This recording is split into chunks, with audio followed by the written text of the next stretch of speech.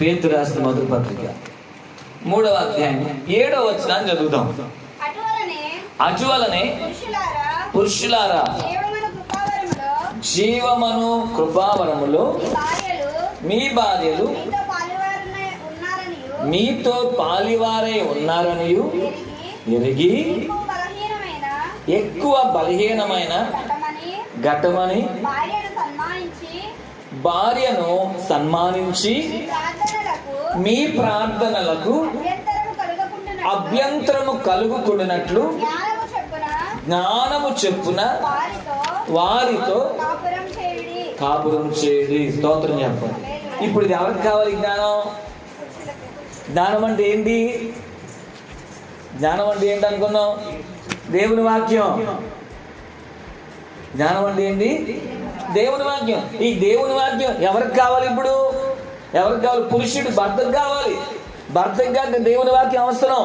ఒకవేళ భర్తకి దేవుని వాక్యం లేకపోతే ఆ భర్త ఎలా ఉంటాడంటే ఆ భార్యకి భర్తగా ఉండలేడు. ఆ భార్యకి భర్తగా ఉండలేడు. ఎందుకంటే కారణం ఏంటి అంటే ఆ భార్యతో ఎలా కాపురం చేయాలో కూడా తెలియదంట. మీరు ఆలోచించండి. భార్యతో భర్త కాపురం చేయడం కూడా తెలియదంట.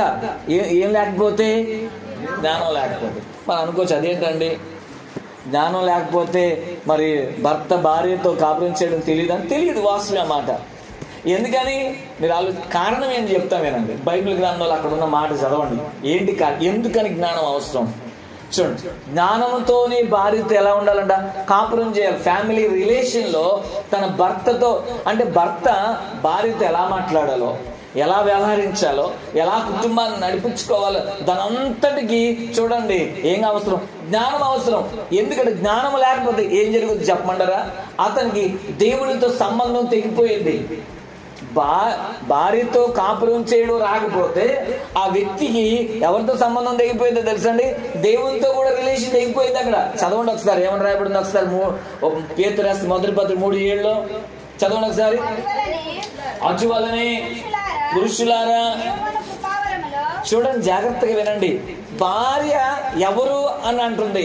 జీవమనే కృపావరములో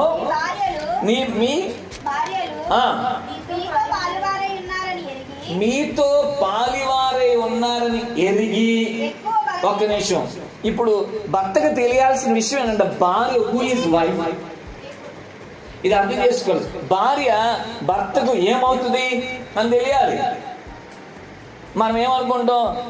నేను పలానా ఊర్లో ఒక అమ్మాయిని చూశాను, ఆ అమ్మాయిని పెళ్లి చేసుకున్నాను అని అనుకోవచ్చు. నేను ఒక చోట ఊరు వెళ్ళాను, ఒక అమ్మాయిని చూశాను, వాళ్ళు మా ఊళ్ళు కాదు, మా చుట్టాలు కాదు, మా బంధువులు కాదు, నేను తెలియదు. కానీ పెళ్లి చూపుల్లో ఒక అమ్మాయిని చూశాను, ఆ అమ్మాయిని చూసి ఇష్టపడ్డాను. అది నల్లగా ఉండొచ్చు, తెల్లగా ఉండొచ్చు, ఎర్రగా ఉండొచ్చు, ఎలాగైనా ఉండని అమ్మాయి.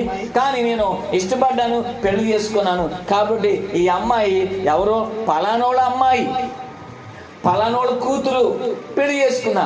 Okay right. కానీ తెలియాల్సిన విషయం ఏంటంట? అక్కడ ఏమని ఉంది? అక్కడ జీవమును కృపావరము అని రాయబడింది. అక్కడ చదవండి ఒకసారి మళ్ళీ. జీవమును కృపావరములో మీతో పాలివారై ఉన్నారని ఎరిగి. అంటే ఏంటి ఆలోచన? ఆమె నువ్వు వేరు కాదని అర్థం. అక్కడ నీ భార్య నువ్వు ఏంటి వేరు కాదు. ఇది తెలుసుకోగలగాలి ప్రతి భర్త ఏం తెలియాలంటే నా భార్య నేను వేరు కాదు. అంటే వేరు ప్రాంతాలు పుట్టుండొచ్చు, వేరు వంశావళి ఉండొచ్చు, వేరు ప్రాంతాలు మనుషులు ఉండొచ్చు. కానీ గమనించు, వివాహం ఏం చేసిందంటే ఇద్దరిని ఒకటిగా చేసింది. స్తోత్రం చెప్పండి. అందుకే దేవుడు గమనించండి, ఆదాము హవ్వలు ఉన్నారండి. ముందు ఆదాముని చేశాడు, హవ్వని తర్వాత చేశాడు. ఆయన ఆదాముని చేసిన కొంతకాలానికి హవ్వను చేశాడు. చేసిన తర్వాత తీసుకొచ్చి పక్కన పెడితే వాళ్ళిద్దరి గురించి ఏమన్నా ఉంటుంది తెలుసా? వాళ్ళిద్దరు ఏక శరీరులు అని రాయబడింది. ఇక్కడ వాళ్ళిద్దరు ఏంటంట? They both are one flesh. వాళ్ళిద్దరు ఒకే శరీరం, వేరు కాదు. అంటే మనుషులు మనకు వేరుగా కనపడొచ్చు, కానీ ఈ వివాహం అనేది ఏంటంటే వాళ్ళిద్దరిని ఏం చేసిందంట? ఒకటిగా చేసింది. అంటే అర్థం ఏంటి? ఒకటిగా అంటే అర్థం ఏంటి? ఒక శరీరం అనేది అర్థం చేసుకోవాలి. నీలో పాలి భాగస్తులు అంటే అర్థం ఏంటి? నీలో సగభాగం. ప్రతి భర్త తెలుసుకోవాల్సిన విషయం, నీ భార్య నీలో హాఫ్. నీ శరీరంలో సగం శరీరం నీ భార్య, అది తెలుసుకోగలగాలి. అది తెలుసుకోగలిగితే ఈ భర్త తన భార్యని ఏం చేస్తాడు తెలుసా? ప్రేమిస్తాడు. తన భర్త ఏం చేస్తాడు? తన భార్యని ప్రేమించగలుగుతాడు. ఏమని? ఈమె నాలో ఒక భాగం. అందుకని నీ శరీరాన్ని నువ్వు ఎలా ప్రేమించుకోగలుగుతావో నీ భార్యను కూడా నువ్వు అలాగే ప్రేమిస్తావు. ఒకవేళ నీ శరీరాన్ని నువ్వు ప్రేమించుకోకుండా ఉంటావా? మన శరీరానికి మనం ప్రేమించుకోకుండా ఉంటామా? ప్రేమించుకోవడం అంటే అర్థం ఏంటి? మన శరీరానికి ఆహారం పెట్టడం, మన శరీరాన్ని కాపాడుకోవడం, మన శరీరం మంచి వస్త్రాలు ధరించేయడం, మన శరీరానికి గాయాలు లేకుండా చూసుకోవడం, మన శరీరానికి బాధలు లేకుండా చూసుకోవడమే ప్రేమిస్తావు. నువ్వు దుఃఖం రాకుండా చూసుకుంటావు నీ శరీరానికి. నీవు బ్రతికేదంతా ఎవరి కోసం బ్రతుకుతున్నావు? నీ శరీరం కోసమే కదా. ఎవరి కోసం బ్రతుకుతున్నావు మనం? నువ్వు సంపాదించే దేనికోసం? నువ్వు కష్టపడే దేనికోసం? నువ్వు ఉద్యోగం చేసే దేనికోసం? నువ్వు ఇల్లు కట్టుకునే దేనికోసం? నువ్వు వస్త్రాలు ధరించేది నీ శరీరం కోసమే కదా. మరి అలాంటప్పుడు సగభాగమైన నీ భార్యకు కూడా ఇవన్నీ వర్తిస్తాయిగా. ఆహారం వర్తిస్తుంది, వస్త్రాలు వర్తిస్తాయి, ఇల్లు వస్తుంది, అన్నీ వర్తిస్తాయి. ఇది ఏ భర్త అయితే గుర్తిస్తాడో ఖచ్చితంగా ఆ భార్యని తనను తాను ఎలాగైతే ప్రేమించుకుంటాడో తన భార్యను కూడా అలాగే చూసుకుంటాడు. స్తోత్రం చెప్పండి. లేని పక్షాన్ని ఏం జరుగుతుంది? ఒకవేళ నా భార్య నాలో పాలిభాగస్తురాలు కాదు అని అనుకున్న భర్త ఇప్పుడు ఏం చేస్తాడంటే భార్యని ఇప్పుడు ఎరుసుగానే చూస్తాడు, భార్యని ఎప్పుడు పరాయి వ్యక్తిగానే చూస్తాడు, భార్యని ఎప్పుడు నాకు సంబంధం లేని వ్యక్తిగానే చూస్తాడు. అందుకని ఏం చేస్తాడంటే ప్రేమించడం అంటే అర్థం ఏంటో తెలుసా? తను పట్టించుకోడు, భోజనం పెట్టడు, వస్త్రాలు ఇవ్వడు. అర్థం చేసుకోవాలి, ఆలోచన చేయాలి. హింసించడానికి కూడా ఏమాత్రం కూడా వెనకాడు. కారణం ఏంటో తెలుసా? ఆయన ఊహలు ఏంటంటే ఆమె నా శరీరం కాదు, ఇది తెలియాలి. అందుకనే జీవమని కృపావరంలో పాలి భాగస్థలాలని ఎరగాలి అంట. అంటే ఈ భర్తకి ఏం తెలియాలి? ఇప్పుడు జ్ఞానం ఏం చెప్తుంది అంటే నీ భార్య నీ శరీరము. స్తోత్రం. ఏం చెప్తుంది దేవుని వాక్యం? నీ భార్య నీ శరీరము, మీ ఇద్దరు వేరు కాదు, ఒకటే. చూడండి, ఎఫెసీయులకు రాసిన పత్రిక, ఎఫెసీయులకు రాసిన పత్రిక, ఎఫెసీయులకు రాసిన పత్రిక 5వ అధ్యాయం. అపోస్తలుడు పౌలు ఎఫెసీయులకు రాసిన పత్రిక 5వ అధ్యాయం.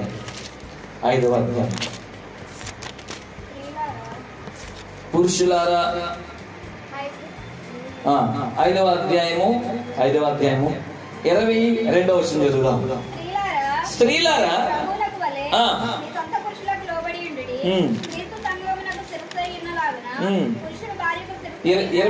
చదవమ్మా.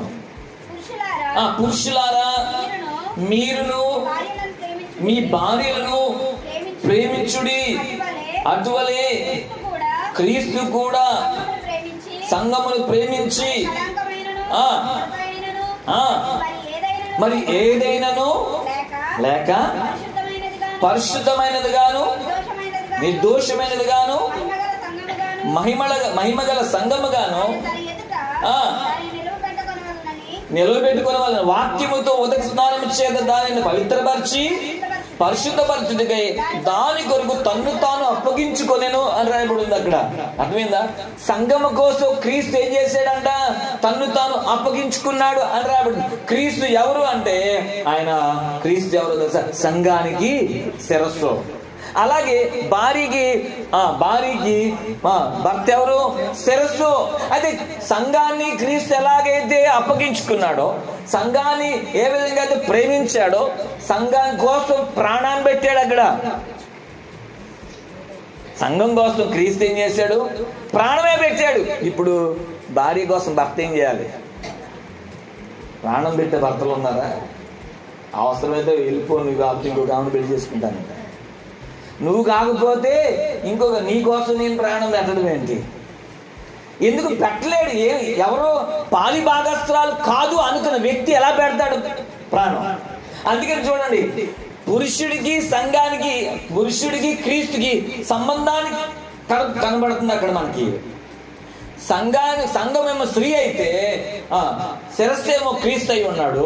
అలాగే మరి స్త్రీకి శిరస్సు పురుషుడిగా కనబడుతున్నాడు. కాబట్టి ఇప్పుడు యేసు క్రీస్తు స్థానంలో ఎవరు కనబడుతున్నాడు? భర్త కనబడుతున్నాడు అక్కడ.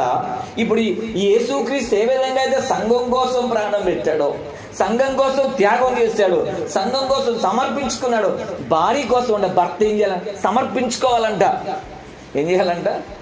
సాక్రిఫైస్ చేయాలి. ప్రతిదీ కూడా ఏం చేయాలి? సమర్పించుకోవాలి. భర్త ఎక్కడ సాక్రిఫైస్ చేస్తున్నాడు? భార్య సాక్రిఫైస్ చేస్తుంది. ఎక్కడి నుంచి? వాళ్ళ కుటుంబాన్ని విడిచిపెట్టింది. అక్కడ తల్లిని విడిచిపెడుతుంది, తండ్రిని విడిచిపెడుతుంది, అన్నింటినీ విడిచిపెట్టేసి ఎక్కడికి రావాలి? భర్త దగ్గరికి రావాలి అక్కడ. కానీ అసలు వాస్తవం ఏంటి? సాక్రిఫైస్ ఎవరు చేయాలి? భర్త చేయాలి. కానీ భర్త చేయట్లే సాక్రిఫైస్. కానీ బైబిల్ ఏం చెప్తుందండి? సాక్రిఫైస్ చేసే వ్యక్తిగా ఉండాలి నీ భార్య కోసం. దేవుని స్తోత్రం చెప్పండి. అదే మాట్లాడుతున్నాడు ఇక్కడ. సంఘాన్ని క్రీస్తు ఎలాగైతే ప్రేమించాడో నీ భార్యను కూడా నువ్వు అలాగే ఏం చేయాలంట? ప్రేమించడం అంటారు. సాక్రిఫైస్ చేయడం. సాక్రిఫైస్ చేయాలి నువ్వు నీ భార్య కోసం. అదే ప్రేమించడం అంటే అర్థం చేసుకోవాలి. తర్వాత ఇదే 28వ వచనం చదువుదాం. అటువలనే పురుషులు కూడా చూసారా, తన సొంత శరీరం వలె తన భార్యలను ప్రేమింపబద్ధలై ఉన్నారు. తన భార్యను ప్రేమించేవాడు తన్ను ప్రేమించుకొనిచున్నాడు. స్తోత్రం చెప్పండి. భార్యను ప్రేమించేవాడు ఎవరిని ప్రేమిస్తున్నట్లంట? తన్నే ప్రేమించుకున్నట్లు. ఎందుకని? నువ్వు నీ భార్య వేరు కాదు, ఒకటే కాబట్టి అది తెలుసుకోగలిగితే తెలియాలంటే ఆ భర్తకి ఏం కావాలి? జ్ఞానం అంటే ఏంటి? దేవుని వాక్యం. అందుకనే మీరు ఒంటరిగా రాకూడదు. స్తోత్రం చెప్పండి. మీ భర్తలతో రావాలి. వాళ్ళ జ్ఞానం ఎక్కడి నుంచి వస్తుంది? దేవుని సన్నిధికి రావాలి. నువ్వైనా ఏం చేయాలి? వాళ్ళు రావాలంటే ముందు నువ్వేం చేయాలి? నువ్వు కూడా వెళ్ళి తీసుకుని ఈ మాటలు తీసుకెళ్ళి చెప్పాలి. మా ఆయన గారు నా మాటలు వినడండి అన్నాడు అనుకోండి, ఓకే, నువ్వు బోధించు బాగా. కానీ నీ లైఫే ఒక వాక్యంగా ఉండాలి. చదువుదాం ఒకసారి బైబిల్ గ్రంథంలో. పేతురు రాసిన ఇదే మొదటి పేతురు పత్రిక 3వ అధ్యాయం మొదలు వచ్చింది చదవండి. ఏం రాయబడి? అటువలే స్త్రీలారా మీ స్వపురుషులకు లోబడి ఉండండి. వారిలో ఎవరైనాను వాక్యములకు అవిధేయులైతే మీ పవిత్ర ప్రవర్తనను చూచి వాక్యము లేకుండానే భార్యల నడవడి వలన రాబట్టవచ్చునన్నాడు. స్తోత్రం చెప్పండి. ఇప్పుడు ఏం చెప్తావు? నీకు వాక్యం తెలియట్లా, నీ దగ్గర బైబిల్ లేదు, నీకు చదవడం రాదు, నీకేం తెలియదు. అయితే నువ్వేం చేయొచ్చు తెలుసా? నీ ప్రవర్తన ఉందే దాంట్లో చేంజ్ అవ్వాలి. నువ్వు నీ పవిత్ర ప్రవర్తన చూసి నీ భర్త ఎక్కడికి వస్తాడంటే జ్ఞానం నేర్చుకోవడానికి వాక్యం దగ్గరికి వస్తాడు. స్తోత్రం చెప్పండి. జ్ఞానం నేర్చుకోవడానికి దేవుని సన్నిధికి వస్తాడు. మీరు ఆలోచన చేయండి. ఇప్పుడు ఆయన జ్ఞానం అవసరం. ఆయన జ్ఞానం బోధిస్తే నువ్వు బోధించిన వ్యక్తి అయితే ఆ వ్యక్తి ఏం చేస్తాడంటే నిన్ను ప్రేమిస్తాడు. ఆ వ్యక్తికి దేవుని వాక్యం తెలియకపోతే, ఆ వాక్య జ్ఞానం లేకపోతే నిన్ను ప్రేమించు. ఎందుకంటే ప్రేమించడం తెలియదు ఆయనకేం తెలీదు? ప్రేమించడం తెలియదు. ఎందుకంటే వాక్యం తెలియదు కాబట్టి ప్రేమించడం తెలియదు. అందువల్ల ఏం చేస్తా ఉంటాడు? నిన్ను ఎలా చూస్తా? పరాయి వ్యక్తిగానే చూస్తాడు, కానీ సొంత శరీరంగా ఇప్పుడు చూడలేడు. తర్వాత ఇంకేం రాయబడి ఉంది అక్కడ? ఇదే పేతురు రాసిన మొదటి పత్రిక 3వ అధ్యాయం 17వ వచనంలో కృపావరమును చదవండి.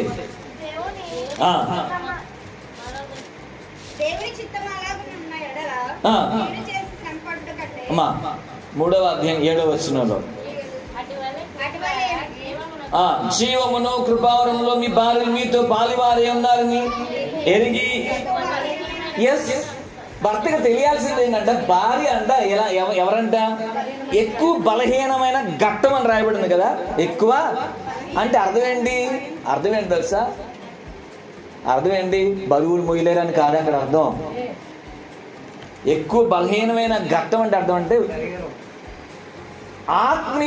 ఆత్మీయతలో వాళ్ళు తొందరగా బలహీనలు అయిపోతారంట. నీకు అర్థమైందా? ఆత్మీయతలో వాళ్ళు బలహీనలని తెలుసుకోవాలంట. అందుకని మీరు గమనించండి, హవ్వ హవ్వ మోసపరచబడడానికి కారణం చెప్పమంటారా? ఆత్మీయతలు బలహీనరాలు, అందుకనే తొందరగా మోసపరచబడింది.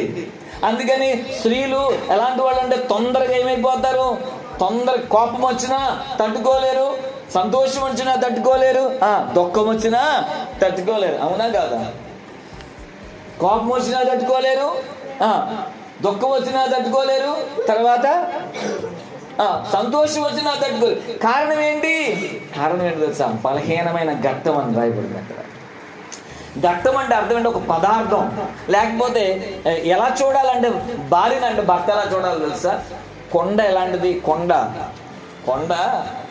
చూడడానికి చాలా అందంగా ఉంటుంది, అది ఉపయోగకరమైంది, కానీ జాగ్రత్తగా చూసుకోవాలి కొండని కనుక నువ్వు అసమర్థగా చూసావా, కొండను కనుక నిర్లక్ష్యం చేసావా, ఆ కొండ ఏమైంది? పగిలిపోయింది. కొండ ఎలా పగిలిపోయిందో వాళ్ళు కూడా అలా పగిలిపోతారు.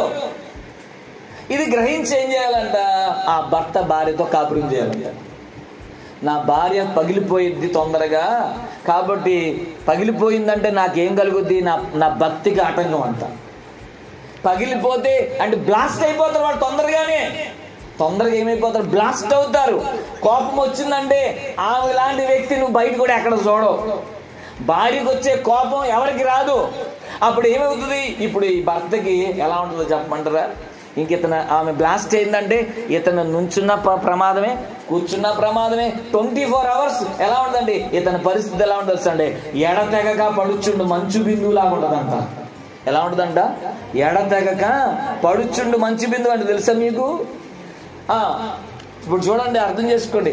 ఒకేసారి వర్షం వచ్చి వెళ్ళిపోయిందానికి ఇబ్బంది ఏం లేదు, కానీ చుక్క పడుతుంది అనుకోండి, ఎంత చిరాగ్గా ఉండదు? అలాగే ఉండదు. భార్య బ్లాస్ట్ అయిందనుకోండి, భర్తకు చుక్కలు చూపించేస్తుంది. భార్య బ్లాస్ట్ అయితే భర్త ఏమైపోతాడు? 24 hours నిద్ర ఉండదు, ఇంకా చిరాకు అయిపోతాడు. మీరు ఆలోచన చేయండి. సరే, ఒకవేళ భక్తి లేని వ్యక్తి అనుకోండి, అన్ని పట్టించుకోడు, అవసరం ఇంట్లో చెల్లిపోతాడు. అది